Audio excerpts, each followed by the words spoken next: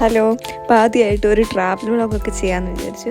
എനിക്ക് ട്രാവൽ ചെയ്യാൻ ഭയങ്കര ഇഷ്ടമാണെങ്കിലും ഞാൻ അധികം ട്രാവൽ ചെയ്തിട്ടുള്ള ആളല്ല. ഈ സമയവും പൈസയൊക്കെ ഒത്തു വന്ന് ട്രാവൽ ചെയ്യാൻ നോക്കിയിരിക്കുന്ന ആൾക്കാരല്ല, അതിൽപ്പെട്ട ആളാണ് ഞാൻ. അപ്പം ഞാനും എൻ്റെ ഫ്രണ്ട് ദിവ്യയും കൂടെ ഇപ്പോൾ പോകുന്നത് വലിയ കൺട്രി അല്ലെങ്കിൽ പേരിയുടെ സ്ഥലമൊന്നുമല്ല, ജസ്റ്റ് പാരീസിൻ്റെ അടുത്ത് തന്നെയുള്ളൊരു കമ്മ്യൂണാണ് പ്രൊവാൻ. പാരീസിൽ നിന്ന് ഏതാണ്ട് ഒരു 1.5 hours എടുക്കുന്നുണ്ട്. ലൈൻ പി ആണ് എടുക്കുന്നത്. പോകുന്ന വഴിക്ക് ഭയങ്കര അടിപൊളിയായിരുന്നു സ്ഥലമൊക്കെ കാണാൻ. പ്രത്യേകിച്ച് ഞങ്ങൾ പോയ ഡേയ്സ് ഫുള്ള് ഫോഗി, എന്താ പറയുക, എന്നാൽ സണ്ണും ഉണ്ട്. അങ്ങനെ ആ വെതറും കാണാൻ ഭയങ്കര അടിപൊളിയായിരുന്നു. അങ്ങനെ ഞങ്ങളൊരു 10 മണിയായപ്പോൾ, രാവിലെ 10 മണിയായപ്പോൾ പ്രൊവാനിലെത്തി. അവിടെ കഴിയുമ്പോൾ കുറച്ച് കൺഫ്യൂഷൻ ഉണ്ടായിരുന്നു. കാരണം പാരീസിലുള്ള പോലെ അത്ര പബ്ലിക് ട്രാൻസ്പോർട്ട് അവിടെ ഇല്ലായിരുന്നു. 1 hour കഴിഞ്ഞിട്ടായിരുന്നു ബസ്സൊക്കെ ഉണ്ടായിരുന്നു. അപ്പോൾ ഞങ്ങൾ നടക്കാമെന്ന് വിചാരിച്ചു. 28 മിനിറ്റ് ആയിരുന്നു അവിടെ റെയിൽവേ സ്റ്റേഷനിൽ നടക്കാനുണ്ടായിരുന്നു. ഞങ്ങൾ നടന്നു പോയതുകൊണ്ട് അവിടുത്തെ ഭംഗി ശരിക്കും ഞങ്ങൾക്ക് ആസ്വദിക്കാൻ പറ്റി. ഇനി ഞങ്ങൾ പോകുന്ന വഴിക്ക് കുറേ ഫോട്ടോയും വീഡിയോസൊക്കെ എടുത്തിട്ടാണ് പോയത്. ഈ വീഡിയോസും ഫോട്ടോ ഒക്കെ എടുക്കുന്നത് കണ്ടപ്പോൾ തന്നെ അവിടെയുള്ള ആൾക്കാർക്ക് മനസ്സിലായി ഞങ്ങൾ ടൂറിസ്റ്റാണ്. അങ്ങനെ ഒരു പുള്ളിക്കാരി വന്ന് ഞങ്ങളെ പരിചയപ്പെട്ടു. പുള്ളിക്കാരുടെ പേര് Beatrice. Hi, and she is such a kind person. പുള്ളിക്കാരി ഇങ്ങോട്ട് ഓഫർ ചെയ്തു, ഞങ്ങൾക്ക് അവിടെയുള്ള സ്ഥലം ഫുള്ള് കാണിച്ചു തരാം, എങ്ങോട്ടാണ് പോകുന്നത്, ഓക്കെ ഞാൻ അങ്ങോട്ട് കൊണ്ടുപോകാം, അങ്ങനെയൊക്കെ പറഞ്ഞു. അങ്ങനെ ഞങ്ങളിങ്ങനെ നടക്കുമ്പോൾ ഇങ്ങനെ ഒരു തോട് കണ്ടപ്പോൾ അതിൻ്റെ കഥ, അതെങ്ങനെയാണ് അവിടെയുള്ള ആൾക്കാർ യൂസ് ചെയ്തുകൊണ്ടിരുന്നത്, അങ്ങനെയായിരുന്നു. ഒരു ടൂർ ഗൈഡ് എങ്ങനെയാണ് എക്സ്പ്ലെയിൻ ചെയ്തിരുന്നത് അതുപോലെയായിരുന്നു ഞങ്ങൾക്ക് എക്സ്പ്ലെയിൻ ചെയ്തു തന്നത്.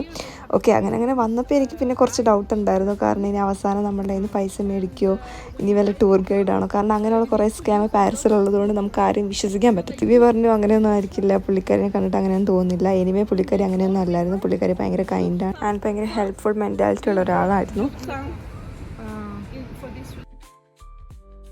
ഞങ്ങൾ ആദ്യം പോയത് ഒരു ടവർ കാണാനായിരുന്നു, സീസർ ടവർ. അത് ആദ്യം ജസ്റ്റ് ഒരു വാച്ച് ടവർ മാത്രമായിരുന്നു. പിന്നീട് അത് ഒരു പ്രിസണാക്കി മാറ്റുകയും അവർ ചെയ്തു. അപ്പം അങ്ങോട്ട് പോകാനായിട്ട് നമ്മളൊരു മല തന്നെ കയറണം. ഈ ഒരു മലേൻ്റെ മുകളിലായിട്ടാണ് നമുക്ക് കാണാനുള്ള മെയിൻ സ്ഥലങ്ങളെല്ലാം അവിടെ ഉള്ളത്.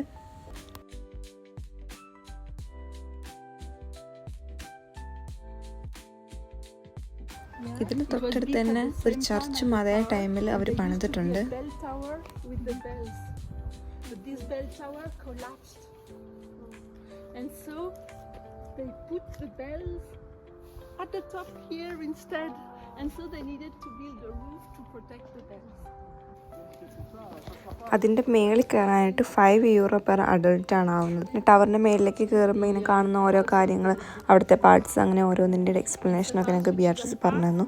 ഇനി ഞാനായിട്ട് കൂടുതൽ ഹിസ്റ്ററി പറഞ്ഞ് നിങ്ങളെ ബോറടിപ്പിക്കുന്നില്ല. ടവറിൻ്റെ മേളിൽ കയറിയപ്പോൾ ഞങ്ങൾ കണ്ട വ്യൂ ഭയങ്കര അടിപൊളിയായിരുന്നു. ആ പ്രൊവാൻ ഫുൾ ഞങ്ങൾക്ക് കാണാമായിരുന്നു. ഇപ്പോൾ ആ കണ്ട ചർച്ചില്ലേ, ഇനി അടുത്ത് ഞങ്ങൾ പോകുന്ന ആ ചർച്ചിലേക്കാണ്. പിന്നെ അവിടെ ഒരു മൂവി കാണിക്കുന്നുണ്ടായിരുന്നു, അതായത് ഹെൻറി 1 സ്റ്റോറി ആയിരുന്നു അവർ ആ മൂവി. ഏകദേശം 1-2 മിനിറ്റേ മൂവിയുടെ ഡ്യൂറേഷനുള്ളൂ. ഇപ്പോൾ ഒരു പ്രാവശ്യം തീർന്നേയും പിന്നെ 1 മിനിറ്റ് കഴിഞ്ഞിട്ട് പിന്നെ അവരിടുമായിരുന്നു. നെക്സ്റ്റ് പിന്നെ ഞാൻ പറഞ്ഞ ഞങ്ങൾ പോയത് സെൻറ്റ് ക്യൂരീസ് ചർച്ചിലേക്കാണ്. അത് ആ ടവറിൻ്റെ തൊട്ടടുത്ത് തന്നെയാണ്. ഞാൻ പറഞ്ഞത് ടവറിൻ്റെ അതേ ടൈമിൽ തന്നെ പണിത പള്ളിയാണ് ഇതും. പിന്നെ യൂറോപ്പിലെ വേറെ ഏതൊരു പള്ളീനെയും പോലെ ഈ പള്ളീൻ്റെ ഉള്ളിൽ കാണാനും വേറെ തന്നെ ഒരു ഭംഗിയാണ്, അടിപൊളിയാണ്.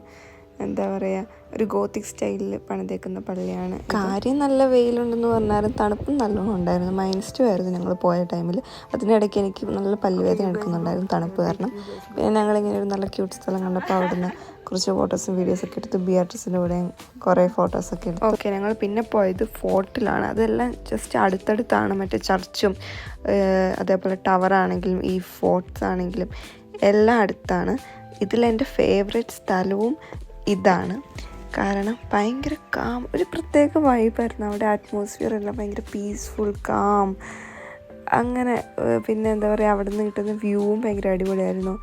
പിന്നെ അവിടെ കുറേ പേര് പട്ടീനെ നടത്തിക്കാനൊക്കെ കൊണ്ടുവരുന്നുണ്ടായിരുന്നു. അപ്പോൾ എനിക്ക് പട്ടിയെ പേടിയാണ്. അപ്പോൾ അതിനെ കണ്ടപ്പോൾ അതിനെ കളിപ്പിക്കാനൊക്കെ തുടങ്ങി. അങ്ങനെ പിന്നെ ഞങ്ങൾ അവിടെ കുറേ നേരം വർത്താനമൊക്കെ പറഞ്ഞിരുന്നു, കുറച്ച് സ്നാക്സൊക്കെ കഴിച്ചു. കാരണം ഇതാണ് ഞങ്ങളുടെ ലാസ്റ്റ് ലൊക്കേഷൻ. ഇനിയും ഇവിടെ കുറേ കാണാനുണ്ട്, പക്ഷേ ഇന്ന് ഞങ്ങൾക്ക് ടൈമില്ല, കാരണം ഞങ്ങളുടെ ട്രെയിൻ വരാറായി. പിന്നെ തണുപ്പ് കാരണം ഭയങ്കര ടയേർഡായി, എനിക്ക് പല്ലുവേദനയൊക്കെ എടുക്കാൻ തുടങ്ങി, എൻ്റെ ഫോൺ സ്വിച്ച് ഓഫ് ആവാറ്. പിന്നെ ഞങ്ങൾ തിരിച്ച് പോകാമെന്ന് വെച്ചു. അങ്ങനെ പോകുന്ന വഴിക്ക് പിന്നെ ഞങ്ങളൊരു ജസ്റ്റ് ഒരു ഇന്ത്യൻ റെസ്റ്റോറൻറ്റിൽ കയറി ഒരു കാപ്പിയൊക്കെ കുടിച്ചു. ആ ഓണറൊക്കെ ഭയങ്കര അടിപൊളിയായിരുന്നു കേട്ടോ. ഞാൻ പാരീസിൽ കണ്ടതിനേക്കാളും കുറച്ചും കൂടെ നല്ല മനുഷ്യരെ ഞാൻ ഇവിടെ കണ്ടു. ബിയാട്രിസ് എന്നൊക്കെ പറഞ്ഞാൽ ഒന്നും അങ്ങോട്ട് എക്സ്പെക്റ്റ് ചെയ്യാതെ ഇങ്ങോട്ട് വന്ന് ഞങ്ങൾ ഹെൽപ്പ് ചെയ്ത ആളാണ്. ഇങ്ങനെയുള്ള മനുഷ്യരെ അന്ന് കണ്ടുമുട്ടിയത് തന്നെയാണ് ആ ട്രിപ്പിൻ്റെ ഏറ്റവും വലിയ ഹൈലൈറ്റ്.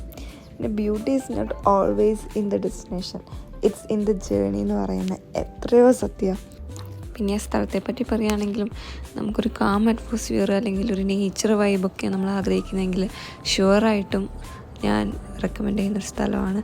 പിന്നെ ഈ പാരീസിലൊക്കെ താമസിക്കുന്ന സ്റ്റുഡൻസിനാണെങ്കിൽ നമുക്ക് നമ്മുടെ ട്രാവൽ കാർഡ് വെച്ചിട്ട് ജസ്റ്റ് 1.5 hours എത്താനായിട്ട് പറ്റും.